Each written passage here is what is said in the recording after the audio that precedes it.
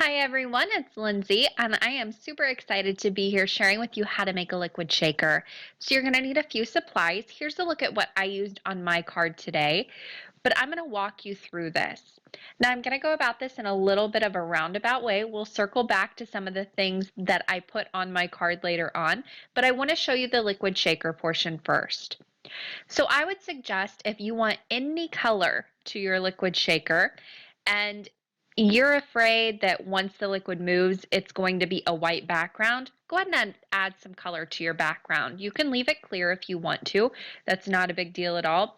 I added some blue with a clarity brush. I didn't bother blending really well or anything, just got that color on my card base. Now I'm going to need a bag. This is just a plastic packaging bag. You can use a Ziploc baggie, anything you have on hand. You can fold that down to the size you need it. But I'm going to go ahead and use this one I have on hand. It fits my little frame really well.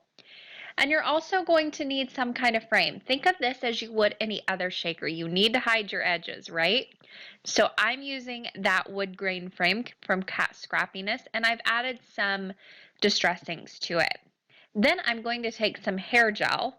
This is what your liquid is going to be, and I am adding that to my bag. You don't need a ton of it, just enough to fill up and create a nice little area behind your frame. You don't want it too awfully thin, but you don't want it too thick either. If it's too thick, you're not going to be able to have your card lay flat.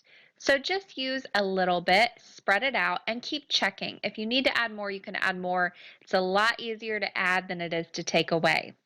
This is also the time when it's time to color your gel if you want to at all. You can use any sort of liquid medium. I'm using a liquid watercolor. These are the PH Martins. You can use reinkers if that's what you have on hand. I like to add this directly to my bag and just smush it around and mix it up. That way all the mess is nice and contained within this bag, and you're not going to lose any of your color. Now, if you don't have any liquid colors on hand, you could smush down some ink on a palette and mix your hair gel on that before you put it in your bag. It's just going to be a little bit more messy, but you can do that as well. So I went ahead and mixed that up with my liquid watercolor, and now I'm also going to add a little bit of glitter. This is the time you want to add any sort of additives to your hair gel or your shaker.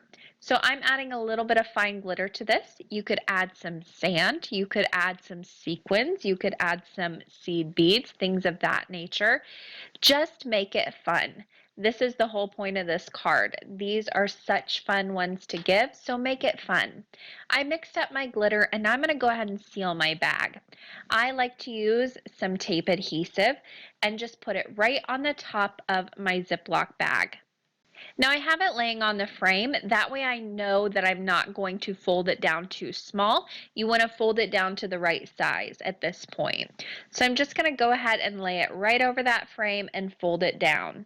Now I also went ahead and added another little layer of tape just to make it nice and secure. I like to do a couple folds. And then I also like to go ahead and put a little bit of tape right inside where the actual zipper portion is, and I'll show you that in just a moment. If anything were to come loose, you're going to have quite the mess on your hands, and you don't want that. So do those couple extra folds. Make sure it's nice and sealed, nice and tight. Now here's where I went ahead and added just a little bit of tape right inside those two little flaps where the zipper is, and that way everything's going to stay nice and compact. There's not anything going to get into that zipper and kind of pull it apart by happenstance, so that way everything's nice and tight. Give it a good press with your fingers. Because this is plastic, you are going to need a nice strong adhesive for that. Don't try and use liquid glue.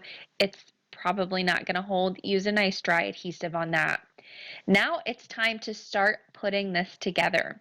So I wanted to make sure that it fit behind that frame really well, because that frame is going to hide all of my edges.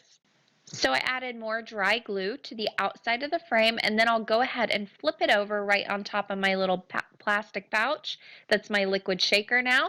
And I will go ahead and flip that over and give it a really good press, making sure that everything is nice and sealed, nice and tight on that frame, and it's not going to go anywhere. Now at this point, it's going to have a little bit of dimension to it. So on the edges, I like to add fun foam. This one was I filled it up quite a bit, so I put 2 layers of fun foam on the back of it, or craft foam, foam tape, whatever you want to call it. And then I'll go ahead and flip it over and apply it right to my card base. Now this is where that colored background comes into play, because if your shaker gets smushed a little bit too much, or maybe, everything kind of drops off to the side or whatever, you're still going to have that color behind there, so it's not going to be a nice white background. You'll still have that color, and it won't look so stark if the gel moves at all, or maybe you didn't fill it up quite enough. It's not going to be a huge deal with that color back there. There's a closer look at it. It's so much fun. Now we're going to circle back, and we are going to make some additives to put on top of our little shaker frame. That is the shaker portion. You can do this with any type of liquid filled thing you want to do. Mine is an ocean theme today. I've done it with coffee cards or any sort of drink. Think summer, so now maybe some margaritas or something like that. That would be really fun. Or wine bottles, that sort of thing. Anything liquid, this is a great little surprise to have in your cards. So I'm using this border die. This is an ocean border die, and I always die cut from white and then add color on top of that. I find it easier. And I do a little simple masking with Post-it notes. I have a ton of mini distress inks on hand, not a ton of cardstock in my small little space, so this is what I like to do. You could also paper piece this with cardstock if that's what you have more of. I'm going to go ahead and mask off all those little bits. I did some coral with orange. I did the little seaweed with some green, some nice bright colors, and now I'm just going to fill in that sand with some browns. Super duper simple. I'm using my mini ink blending tool for this because I want to pounce that color on, get it nice and rich, and that's the tool that works best for this. So I'm going to go ahead and peel those off, and there's my little border ready to go. Now we're going to circle back, the magic of editing, but I applied a little bit of liquid glue on top of that, and I'll stick that right down inside that frame. To die cut that border, I actually use the inside piece of that frame that got die cut out. That way everything fits nice and snug. I don't have to do any measuring, which is my favorite.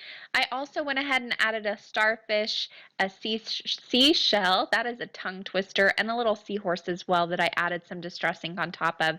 That all comes from the same die set, which will be listed in the supply list. Now, I wanted to add my little stamped image, so I am using this stamp set from Joy Claire Stamps. It's newer, and this is called Baby Shark.